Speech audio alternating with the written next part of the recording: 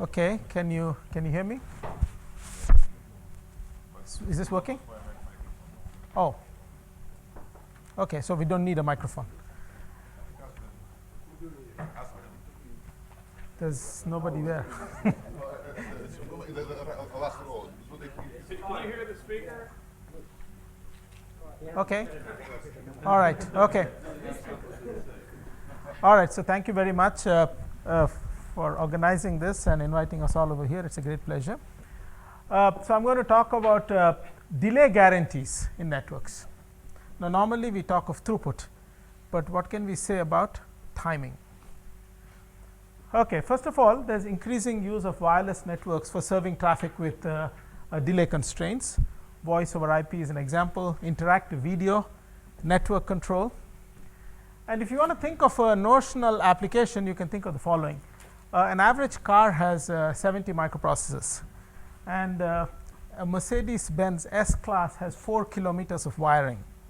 There's an enormous manufacturing cost and so on. Now, we'd like to eliminate this wiring and perhaps put this engine in a Faraday cage and put a base station. So, can we do that? But then we have to meet timing guarantees for spark plugs and window openers and everything else that goes on in the car. More generally, we are in an era where we are moving from event-driven computation to time-come-event-driven computation. That is, as the computers start interacting with the physical world, which is this new terminology of cyber-physical systems, the physical world knows a notion of time. So, it's not just ordering of events, it's also timing of actual things that's important. For example, if you want to avoid collisions on highways, or if you want to even put wireless stuff in the operating theater and in the hospitals and so on, you are going to have to do time driven computation. So, question is how to support delay guarantees. So, if I had to have suggested an open problem for yesterday's session, I would have said, how do we formulate this problem? Okay. All right. Now, let's go back a little bit in history. The backbone of real-time scheduling, this is what is there in all your cars and everything where computers are controlling objects. So, this is real-time scheduling, and this theory was invented at Illinois actually by Dave Liu and Leyland, 1973. And the model is the following. There are n tasks, and each task is a sequence of jobs, and these jobs arrive periodically, deterministic, with a period tau n for the nth task. Okay? And so, this is a picture. The period between arrivals is tau n, and the deadline for each job is the end of the period. So, for example, the job that enters here has to be completed at this time. The job that enters here has to be completed at this time. If it's not completed, it's called a deadline miss. The job is dropped. Okay? And each job also has an execution time. You can think of this as a service time if you like. And for example, so that is denoted here by Cn. So, you may start the job at this point, finish it at this point, and so on. So, in this particular case, there's a deadline miss over here because you did not complete this job in this period. Okay? And what Liu and Leyland showed, they considered the following scheduling policy. It's a static priority policy.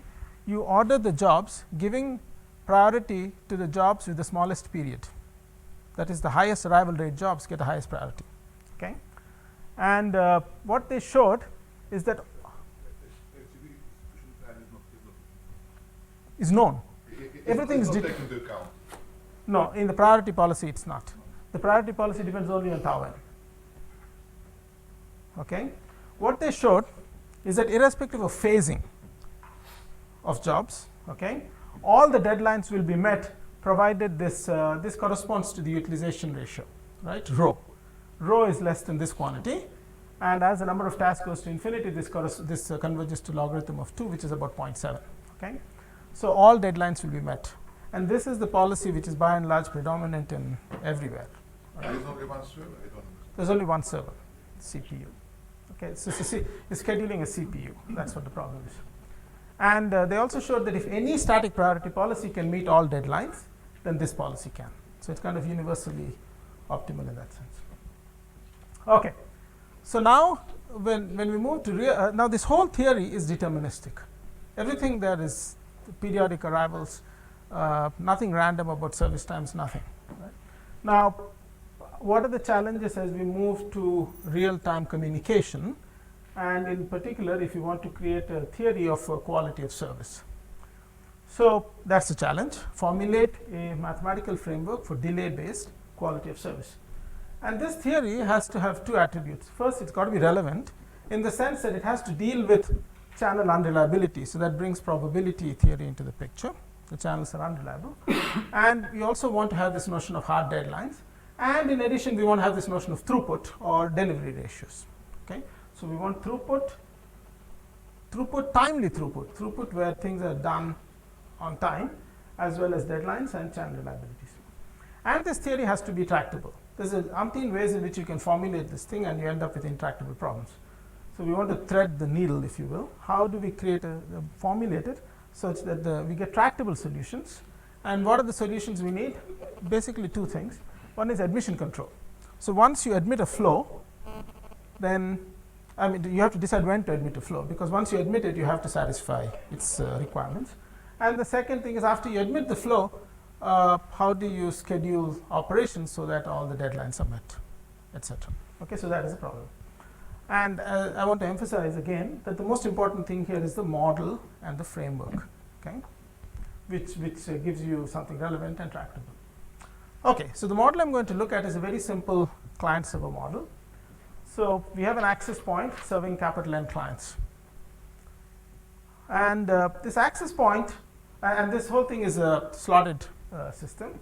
So, these are the time slots, and every packet conveniently fits into one slot. Okay? And the AP controls the whole show. It is a master-slave relationship. The AP is the master and basically dictates when each client should transmit and so on. Okay?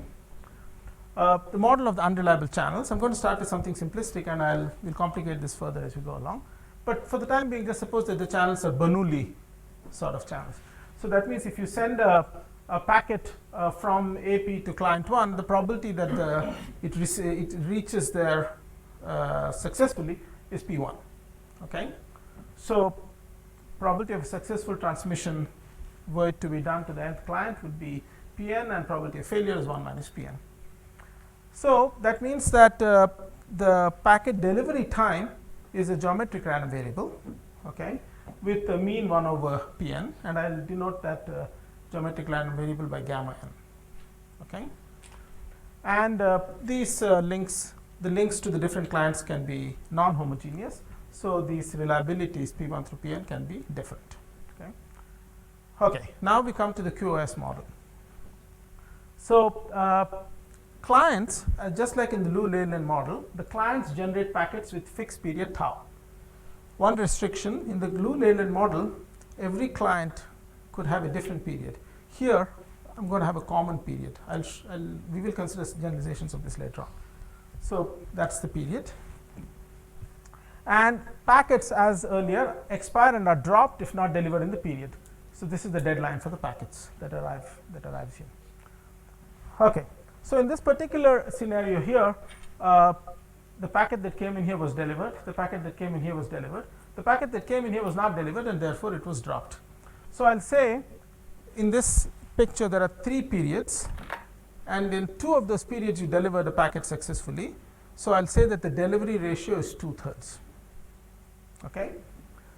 And for all the successfully delivered packets, the delay of course is at most tau, right? And what we are going to ask for is that the delivery ratio of client n should be at least Qn. Okay, so the timely throughput of packets per period should be Qn. So, and that of course you can pose as a long-term average thing. Look at the total number of packets delivered on time divided by the number of periods, and that should be larger than Qn almost surely. Okay, so that's the QoS model. So, this model actually weaves together a variety of time scales. So, at the shortest time scale, we have this notion of slot, and that is the level at which reliability is modeled. Okay, there is a Bernoulli probability Pn of success per slot. Then we have this more medium term notion of arrivals and deadlines. So, a relative deadline is tau slots, okay, and packets arrive every tau slots. And then we have this extremely infinite horizon notion of throughput. Okay. All right. Now, I'm not sure there's much interest in this, but the protocol for this also, for those who are interested, is an implementable thing in the PCS mode. So the API controls the show. For example, if you're looking at downlink, the API sends data, and the client replies back with an ACK. And in this case, PN is the probability that both packets are successfully received. So it's a two-way handshake.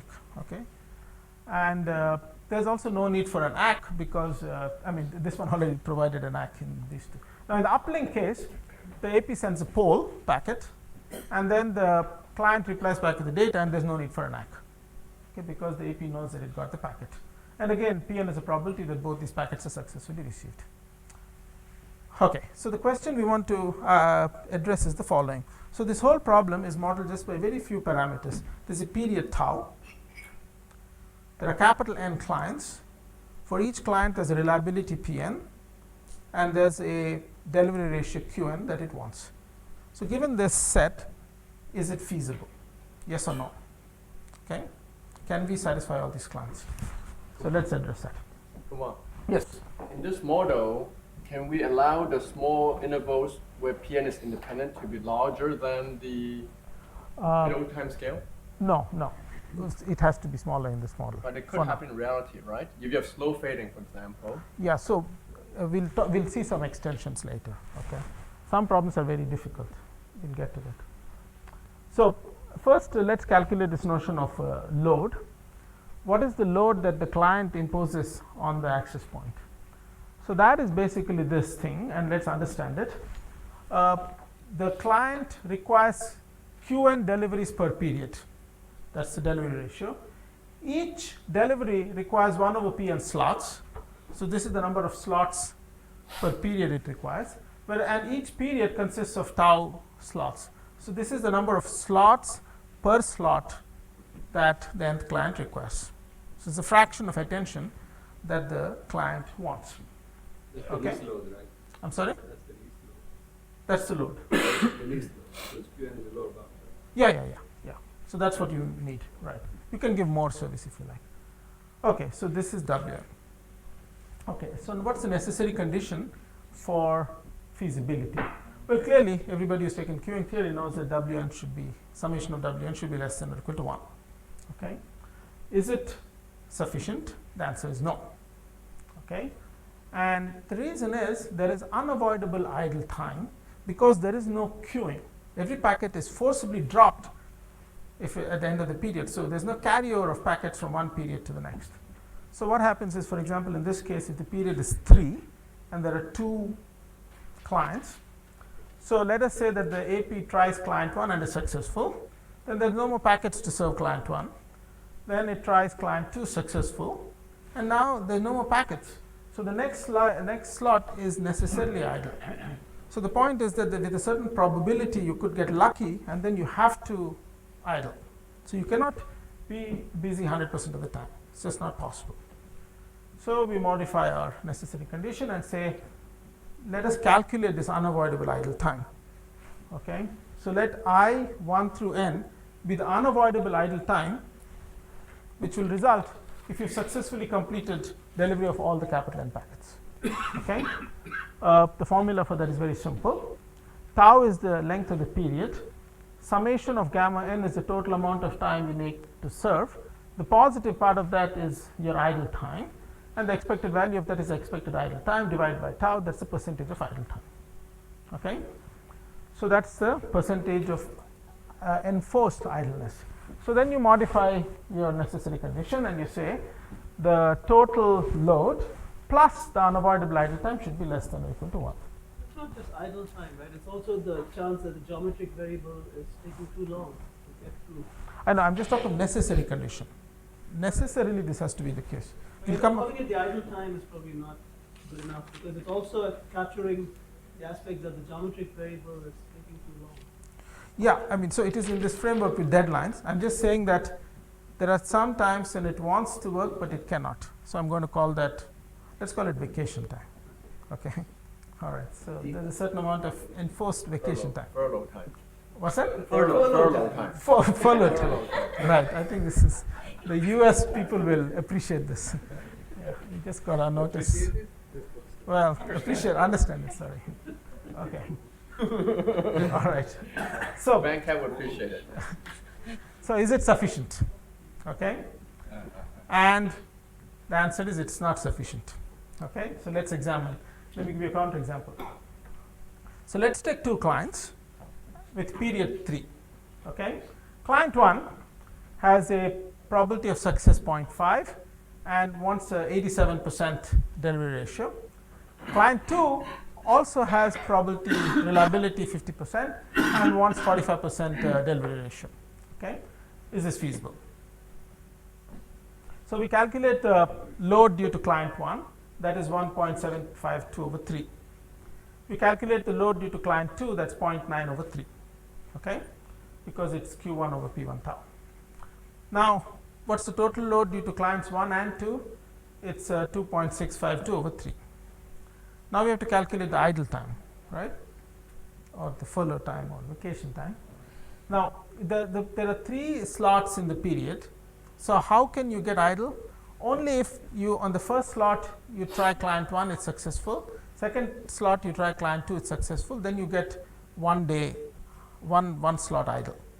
So this is the percentage of enforced idle time. Okay, 0.25 over 3.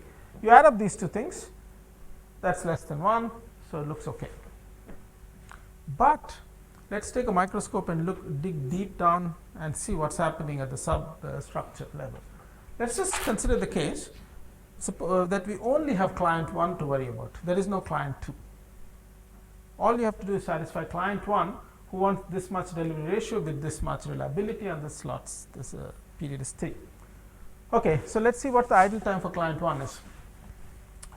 If there's only client 1, with probability P1, client 1 could be successful in your very first slot, and then you get 2 idle slots.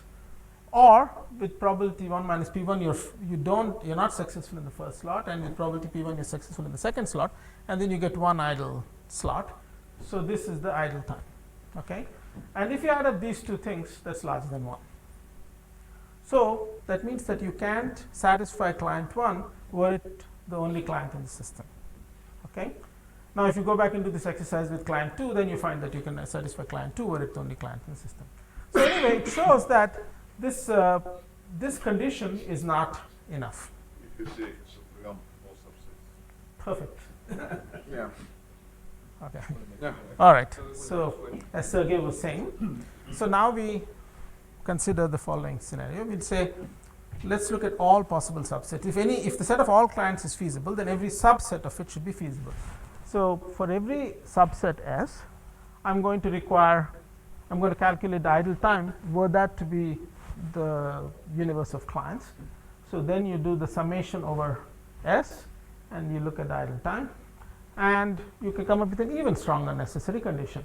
The total load plus the idle time, the total load for clients in S plus idle times if S were the only set of clients should be less than 1 for every subset.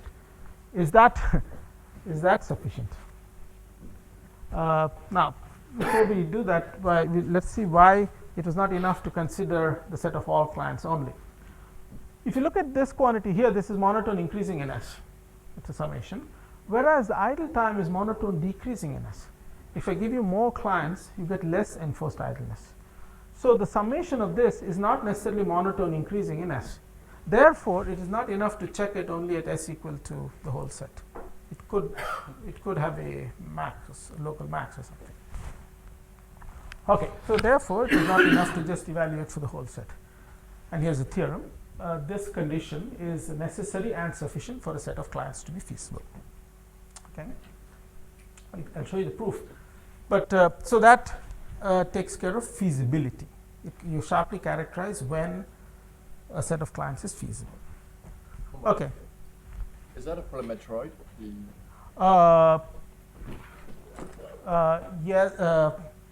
The greedy stuff doesn't work. Okay, so it's not.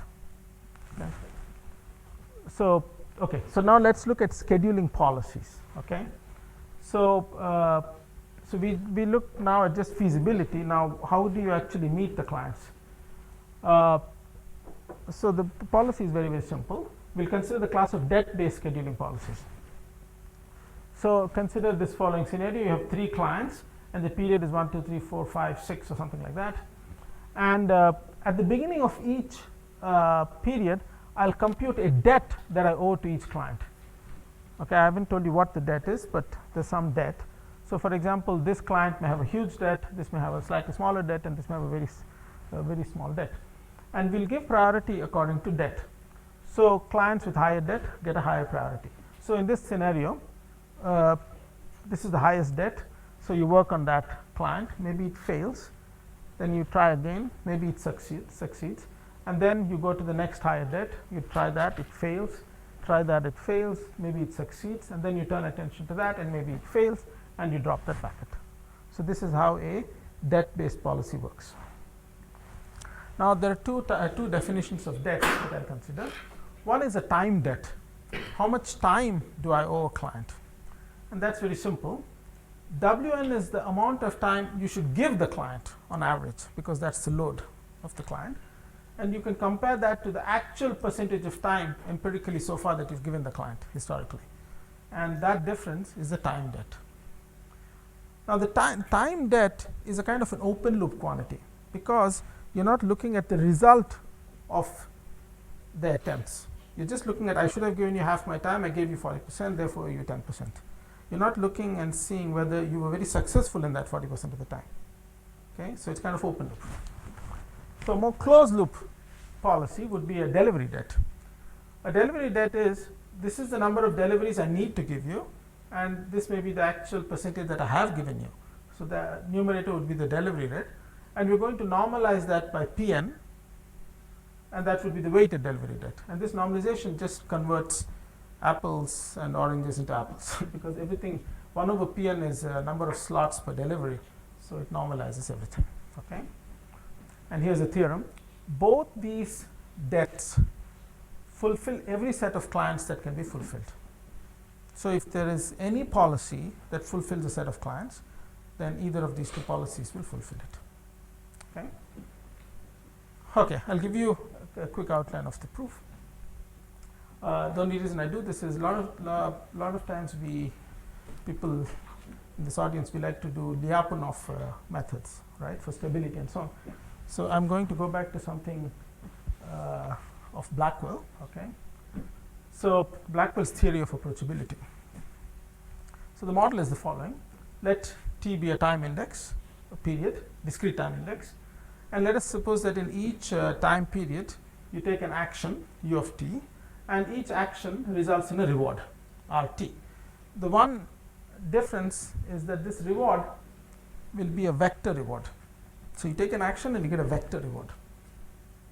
Okay, and of course the distribution of the reward depends on your action. Okay, so it's a probabilistic reward which depends on your action, just like a control problem. Okay, and the mean reward is that. Okay, expectation of R given u. Okay, now let us look at the time average of rewards up to stage capital T. So add up your total rewards up to time capital T, divide by T, that's your time average. It's a vector. Okay, and consider a set A, okay, in the reward space, and we'll say that that set A is approachable if you can get close to that set and stay there. Okay, so if you can, there's a set that you want to get to. You want to make these average vector rewards go to a set, and if you can get close to it and stay there, we'll say that the set is approachable. Okay, I'm sorry. Distribution, what kind of distribution? It actually doesn't matter. This is a finite dimensional thing, so it doesn't matter. Okay, take Euclidean. Yeah. Deterministic set of no fuzziness. I'm sorry. The set is not fuzzy at all, is it? It's just a deterministic. It's a subset of Rn. That's all it is. Yeah. Okay, and what Blackwell showed was the following. Suppose A is closed. It doesn't even have to be convex, okay, even though this picture is convex. This is a complicated sentence. Let me illustrate it. Let us say that at a certain time, this is your average reward. up till that time. Okay, it's a vector.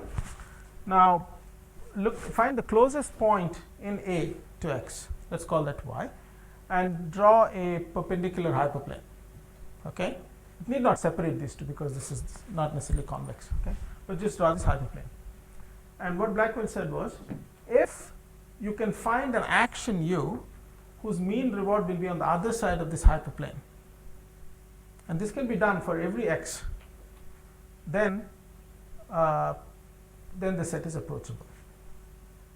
And in fact, it's approached with this policy, okay, which takes these actions. Okay. Actually, Blackwell did this in a more general context of two-person games and so on. Okay, so there could be an adversary who's trying to prevent you from doing that and so on, but you need only the simple context. Okay, so here's the way we prove the. I'll give you proof of the time debt policy. Similar thing works for delivery debt. So period t will be period in my case. So it's tau slots. Okay, and the action in this case is the priority determined by the time debt policy. So at the beginning of the period, you determine the priority according to the debts. That's your action. Okay, it's an order, and the nth component of the reward vector is the debt on that period. See, in that period, you should give tau wn slots to the client, to the nth client, whereas you may have given it less. So this is the per period debt, if you will, and that will be the reward. So the time average of rewards up to stage capital T is the time debt. And what we want is that all debt should be non-positive. I don't want to owe anybody money, right? So the set that you want to approach is the positive authent, is a non-positive authent, the negative authent. Okay? So that's what we're trying to approach. And okay, so let's look at the proof. So that's what you want to get to. This, let us say this is your time debt, average time debt. That's y. There's your hyperplane. And I want a policy there, right? So let us take x and order it in decreasing order. So these components are positive and these are non-positive. And y then zeroes out the positive components, preserves the negative components. And the hyperplane is just the inner product up to the mth coordinate of z and x. Okay? And x is in the positive half space. So all I need to show is that this inner product up to the mth coordinate is non-positive. Okay, that's all I need to show. So all I need to show is that the expected debt multiplied by xn is less than or equal to 0. I'm going to call the time spent on a client n in a period to be the busy time. That is the time you actually spent on the client. Okay? And the priority order for the service in the time debt policy is according to that order. So for 1 through m, the idle time is tau minus the busy thing, and by feasibility this is less than summation wn plus I is less than or equal to 1. So compare these two things, and then you get tau wn minus expectation bn less than or equal to 0. Call the summation of that to be alpha k, and now we take this inner product, and this first term is just the difference of consecutive terms times xn, and you can replace xn by xn minus 1 because it's monotone decreasing, and you get less than or equal to, and this telescopes out to alpha m xn, and xk's are positive up to m, whereas alpha m is less than or equal to 0, so that does it. Okay, so that's the idea of the proof.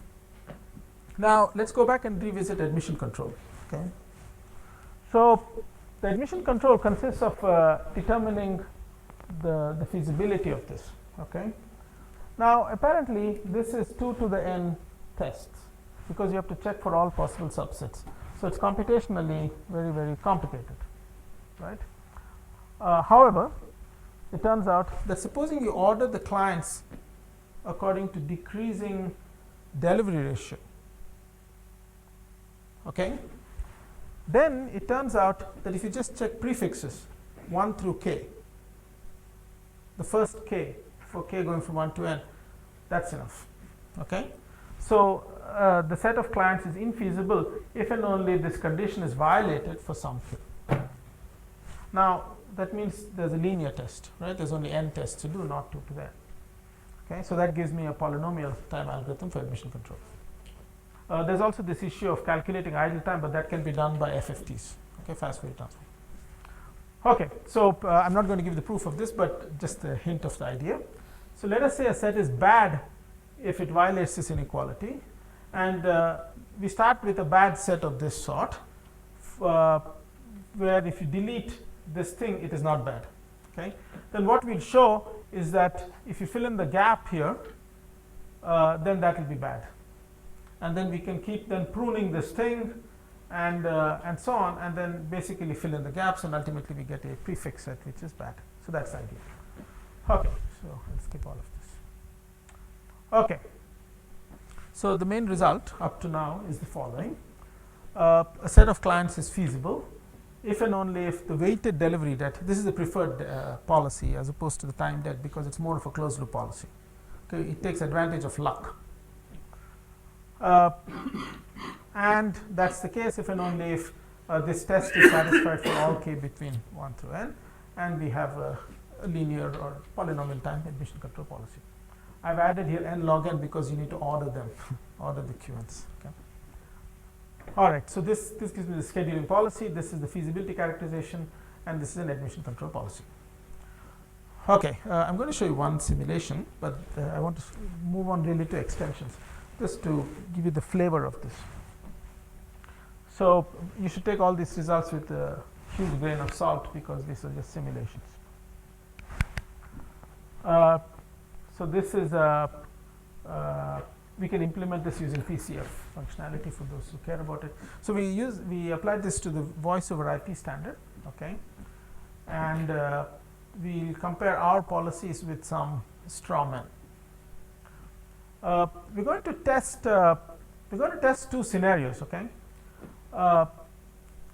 In one scenario, there's 11 clients of type A and 12 clients of type B. And it turns out that if you just add one more client of type A, then it becomes infeasible. So we're doing our testing at the boundary of feasibility, okay. And the evaluation measure is how far you miss the stipulated delivery ratio. Right? Now, in the feasible case, these are our policies, and the deadline miss ratio goes to 0. It's converging to 0. It looks good, whereas these other dummy policies are not. Okay. Whereas in the infeasible case, so these clients are fulfilled. Whereas in the infeasible case, it's just infeasible, but these things are still doing pretty well compared to the others. Okay, clients are not fulfilled. I want to move quickly through extension and get to something interesting on utility functions. So there are extensions of this, and you can allow for probabilistic arrivals. You can allow for arrivals of sets of packets to clients, and the arrivals to different clients can even be correlated. So let RS be the probability that packets for set S, subset S of clients arrives in a period. So, and this can also be generalized to the periodic case, so it doesn't have to be probabilistic. Okay. Arrivals can be correlated. Then we can extend this test feasibility. Now what you do is the following. You want to check for all subsets S. You add up the load for S, and then you look at the idle time for S. Now how do you get the idle time for S? You look at you look at subsets G. This is the probability that a set of packets arrives for set G, and then you look at, and then you consider the case that you're only interested in the portion of G which intersects S, and then you can look at the idle time. Okay, so you average out that, and that's necessary and sufficient. Okay, and the weighted delivery, that policy satisfies all clients, all sets of clients which are feasible. So the theorem carries over. This is a more complicated framework, and even I get lost, but I'll try to keep it straight. So we'll consider general arrivals like we just did, and we'll also relax this delay requirements. Getting to David's case, the delays will still be less than the period. Okay, and we'll allow for rate adaptation. So, what is rate adaptation? So, when you switch on your Wi-Fi thing, it checks the channel to see how good or bad it is, and then if it's a bad channel, it will drop down the transmission rate. Okay. So, the model we'll assume is that depending on the quality of the channel, I'll drop my transmission rate, but after that it's error free. So, that's the kind of model. Okay. So, the period is capital T, and there are arrival probabilities. So, for example, in this period, packets arrive for clients 1 and 3. In this period, it's only for client 2. In this period, for all 1, 2, 3. And we'll allow variable deadlines, but not exceeding the period. Okay. And the channel condition is random, and then what it dictates is the error-free transmission time, because it determines the error-free rate. Okay. So basically, this is the model. The transmission time is random. Okay. So this becomes like a packing problem, if you will. So you can pack this in, and then after that you can't pack this in because it misses the deadline. And so in this case, the packet expires and is dropped. So here we can more generally we can have this generalize what I told you earlier to this notion of pseudo debt. So pseudo debt is something which increases with requirements linearly and decreases randomly if you deliver a packet. Okay. And it has to have the property that if the debt is non-positive, then the clients are fulfilled. And examples are the delivery debt is a pseudo debt, and the time-based debt is also a pseudo debt. So this is an attempt to go beyond that. Okay. And the sufficient condition for optimality, any policy that maximizes the pseudo debt times mu for each period is optimal. Okay. So the pseudo debt is like a weight in the Tassiola's Archimedes framework, or pressure. Okay, similar to Neely. So basically, as I told you, it becomes an abstract kind of a problem. Okay. All right, time varying channels. So in this case, we go back to the model of probabilities, but these change with time.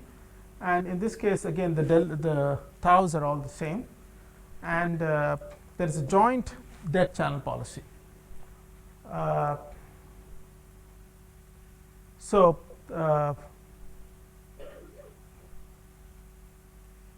basically, you give priority according to Rn times Pn, and this policy is optimal on all priority based policies. I think we've extended this to the case where it's optimal more generally, but I forget. Okay, heterogeneous delay requirements. So static channels, fixed transmission rate, heterogeneous channel requirements. Here we only have a heuristic, okay, but it seems to perform well in our simulations. Okay, let me move on now to an extension of this to utility maximization. Okay, so what we'll do is we'll suppose that we still have this notion of deadlines. So packets to be counted as deliveries, they have to be delivered by their deadline. Okay, but now we'll allow the Qn to be variable. So the delivery ratio is not prescribed to you, but it could vary. But for every value of it, there's a utility. So clients have a utility which depends on how much delivery ratio they get, and this has the usual positive, concave, etc., increasing and so on. Okay, and the problem now becomes you want to maximize the total utility subject to feasibility. So that gives rise to this problem. You want to maximize the total utility subject to feasibility, and this is a concave or convex programming problem, right? Now, as in Frank Kelly's framework, this is difficult because clients may have different utility functions which they only themselves may know, if that. And also in this particular case, there are 2 to the n feasibility constraints. So this is a rather complicated problem.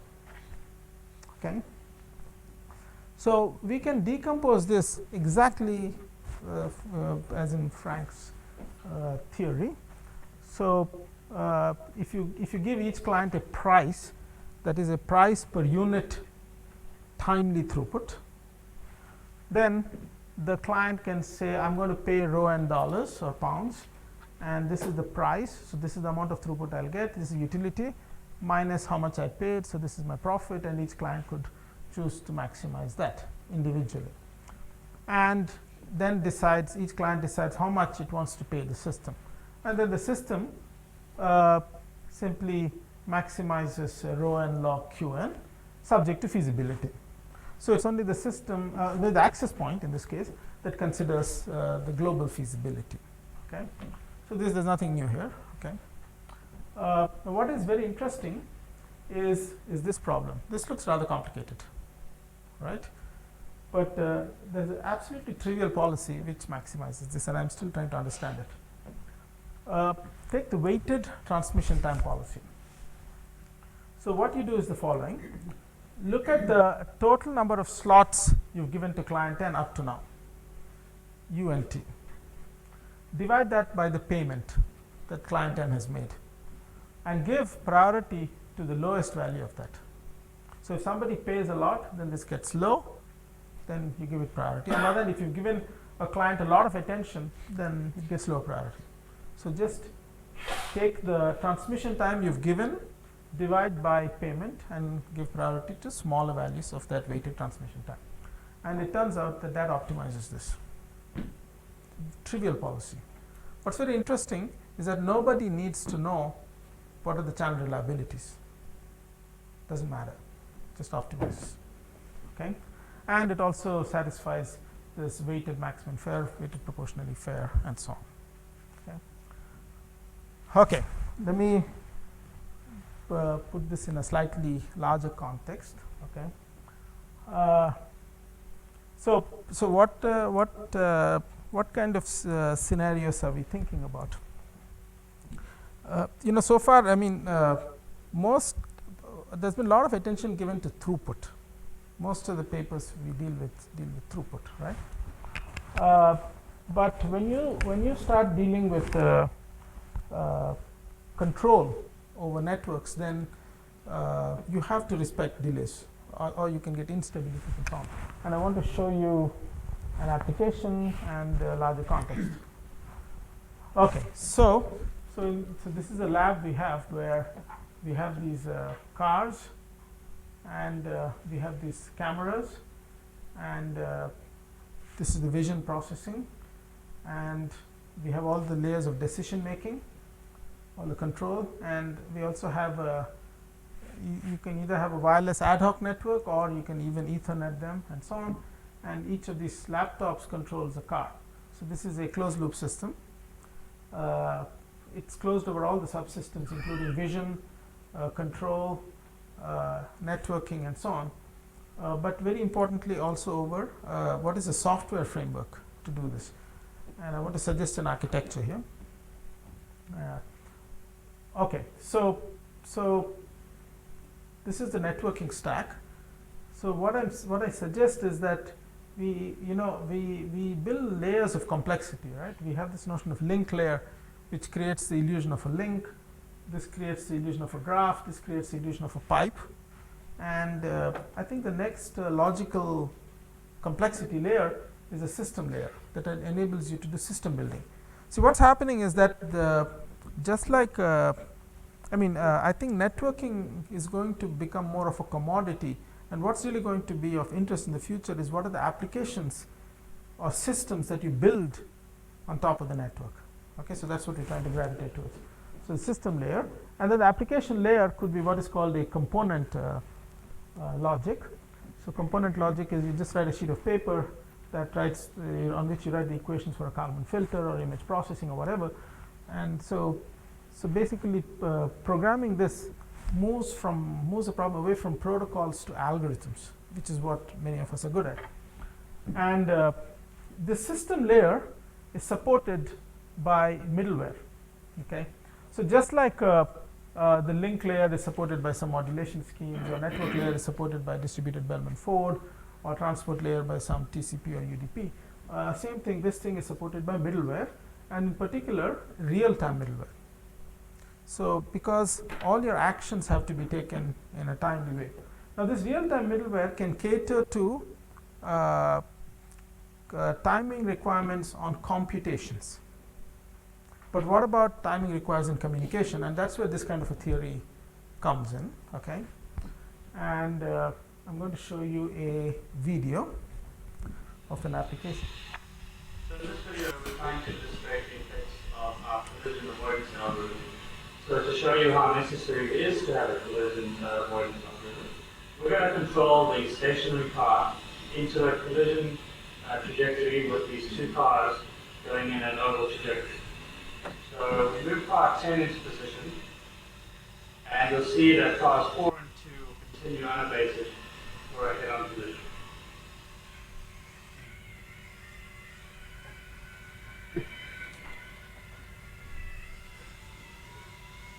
So things turn into a complete mess, and this was the motivation for developing a collision avoidance algorithm.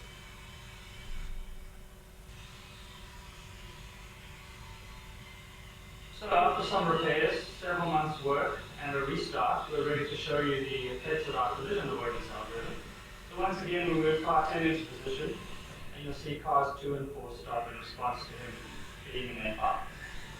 The way the collision avoidance algorithm works is that each car tries to clear an area in front of him and to gain approval to move into it. So as we move car 10 around and into the area that the car requests approval for, you see they get denied and then stop. So each of the trajectories that the cars are following continue to evolve. So we can park car 10 in front of them, force them to stop. But as soon as car 4, in this case, sees another way to get to his appropriate point in his trajectory, he's going to get that clear and start moving off in that direction.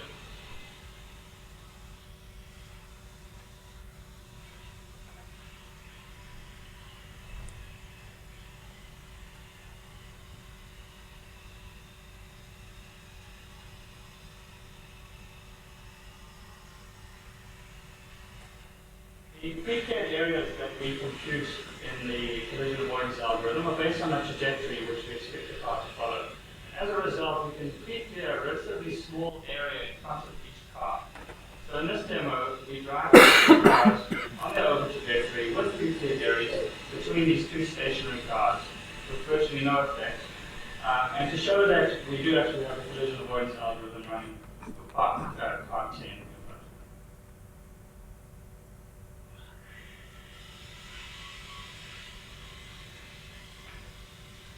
Once again, they go back to their appropriate point in the trajectory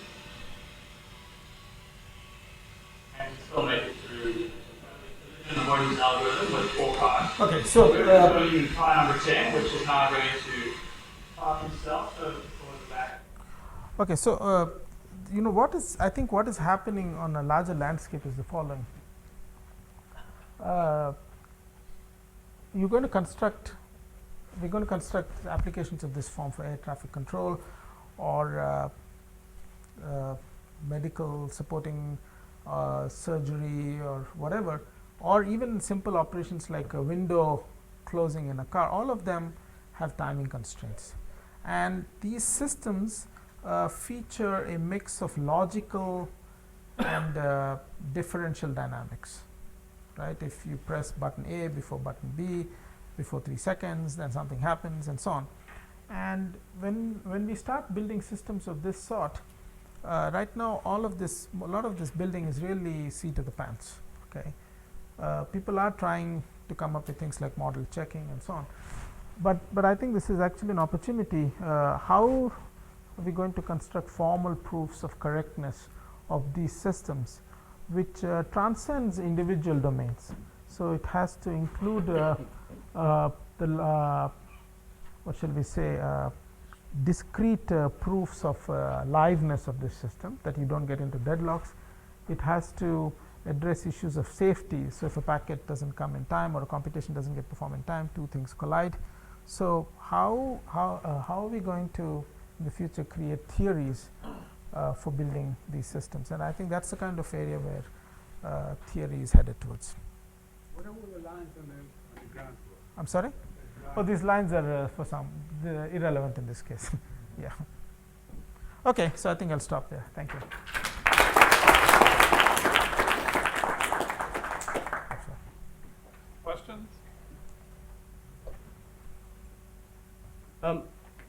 you're familiar with the work of Rodriguez et al. They did a very similar protocol for scheduling based on time depth. Okay, I'm not familiar with that. 98, yeah, it was patented and published in 98. Please send me the reference. I mean, at one level, all of this is, this is max weight or the backlog, back pressure, all these things are the same. I don't know whether exactly it is the same or not, but I'll be happy to take a look. Yeah. I have a question. The criteria is the longer-term fraction of throughput, but it doesn't account for how long the burst could be. That's true. So, comment on that? Yeah, I mean, you can try to do a further analysis and see what is the number of periods in which certain configurations happen and so on. So you could do certain things like this. We haven't done, but